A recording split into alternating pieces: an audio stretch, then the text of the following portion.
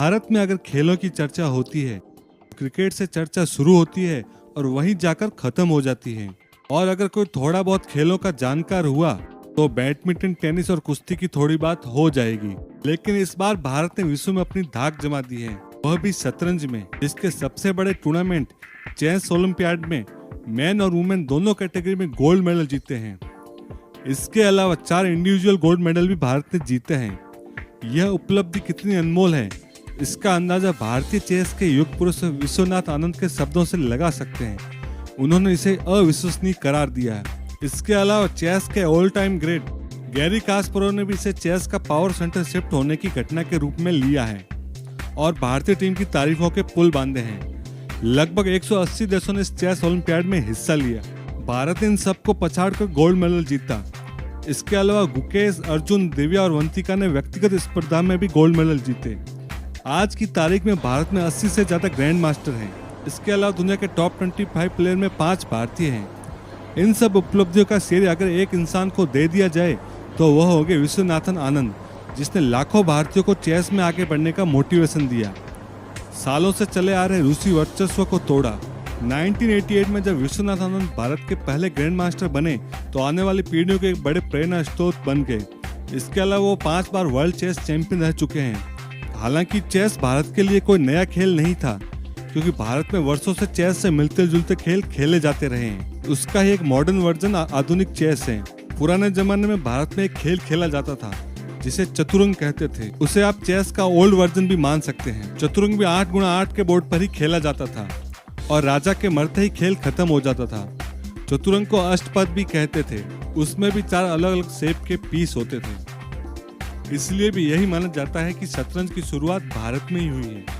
कहते हैं कि 1500 साल पहले ये चतुरंग या आधुनिक चेस भारत के गली महलों में खेला जाता था। भारत में अक्सर पर्सिया से व्यापारी आते रहते थे। वही अपने साथ चतुरंग को पूरी दुनिया में लेके गए, क्योंकि पर्शियन व्यापारी दुनिया के कोने कोने में जाते थे। इसके अलावा जब पर्सिया यानी आज का ईरान पर अरबों ने हमला किया तो धीरे धीरे यह खेल उन्होंने भी अपना लिया। यह चतुरंग का खेल अरब में जाकर ही शतरंज बन गया। फिर अरब देशों से यह यूरोप देशों में फैल गया। इस तरह चेस पूरी दुनिया में पॉपुलर हो गया। जो स और मा शब्द का प्रयोग करते हैं, यह पर्शियन वर्ड है। पर्शियन में सह का मतलब होता है राजा तथा मत का मतलब होता है मारना। इसी से सहमत बना और धीरे धीरे यह हो गया सह और मात। वैसे आधुनिक चेस बोर्ड 1835 में एक अंग्रेज ने बनाया था। आजकल सब जगह यही यूज होता है। इसके बाद 1924 में फीडे बनी, जिसे इंटरनेशनल चेस फेडरेशन भी कहते हैं। उसने खेलने के तरीके के लिखित नियम बनाए। फीडे 1948 से वर्ल्ड चेस चैंपियनशिप ऑर्गेनाइज करने लगी। इतने सालों से इस पर सोवियत संघ, रूस और अमेरिका का ही दबदबा रहा। उसके बाद आए विश्वनाथन आनंद, जिन्होंने भारतीय चुनौती का झंडा बुलंद किया। लेकिन अब चेस की दुनिया में भारतीय प्रतिभा का लोहा दुनिया ने मान लिया है। चूंकि अभी हमारे सारे भारतीय ग्रैंड मास्टर युवा हैं, तो आने वाले कई सालों तक चेस की दुनिया में भारत का दबदबा कायम रहने की उम्मीद है। लेकिन शतरंज की दुनिया में हवा अचानक कैसे बदल गई, आपके दिमाग में यह बात जरूर आई होगी। तो चीजें धीरे धीरे बदलती है।